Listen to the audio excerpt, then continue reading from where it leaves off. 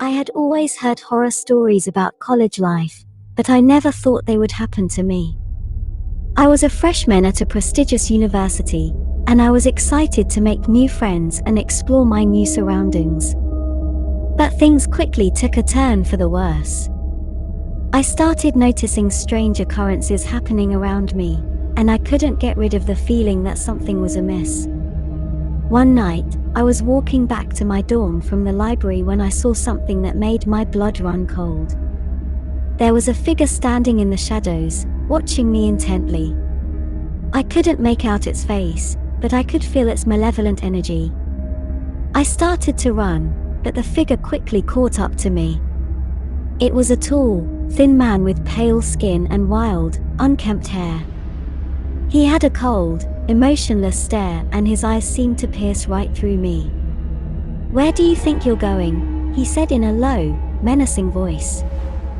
I tried to scream, but no sound came out.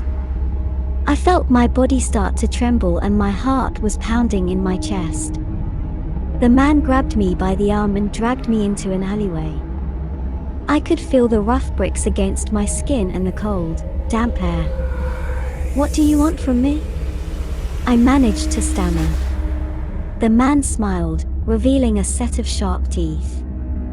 "I want to play a game," he said. He pushed me to the ground and started to circle around me, his eyes never leaving my face. I could feel his breath on my neck, and it sent chills down my spine.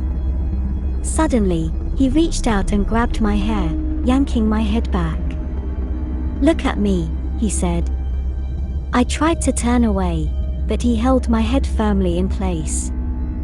And then I saw it. The man's eyes were not black, but rather a deep, dark red. "What are you?" I managed to choke out. The man laughed, a cold, mechanical sound. "I am a creature of the night," he said. "And soon, you will be too." With that, he lunged forward and bit into my neck. I felt my blood flowing out of me and my vision started to blur. But as I was losing consciousness, I saw something strange. The man's face started to melt and distort, and his eyes turned back to black. And then, everything went black. When I woke up, I was in my dorm room. My roommate was sitting next to me, looking worried. "Are you okay?" he asked. I looked down at my arm and saw that there was a strange mark on it. It looked like a bite, but it was not bleeding. "I think I had a nightmare," I said. But something didn't feel right. I couldn't shake off the feeling that the man in my nightmare was real, and that he was still out there, waiting for me. Over the next few weeks, I started to notice strange occurrences happening around me. Objects would move on their own, and I would hear whispers in the night. I started to feel like I was constantly being watched, and I could feel that the man from my nightmare was behind it all. One night, I was walking back to my dorm from the library when I saw the man again. He was standing in the shadows, watching me intently. I tried to run, but he quickly caught up to me. He grabbed me by the arm and dragged me into an alleyway. "I've been waiting for you," he said. "It's time for our game to continue." I tried to fight back, but he was too strong. He started to choke me, and I could feel my life slipping away. Suddenly, I heard a loud noise, like a bolt of lightning. The man let go of me and started to run.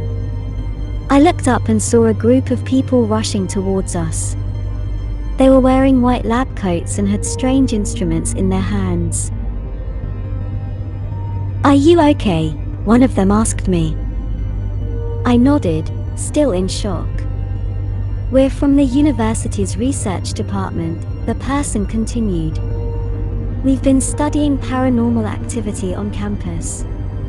Do you know what happened to you?" I shook my head, still in shock. "It seems like you were the victim of a possession," the person said. But don't worry, we have a team of experts who can help you.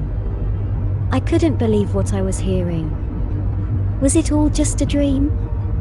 But as I looked at the group of people standing in front of me, I knew that it was real. They had saved me from the man in my nightmare, and I was grateful. From that day on, I made sure to always be careful. But I also knew that I was not alone. There were people out there who were willing to help, and who would protect me from the darkness.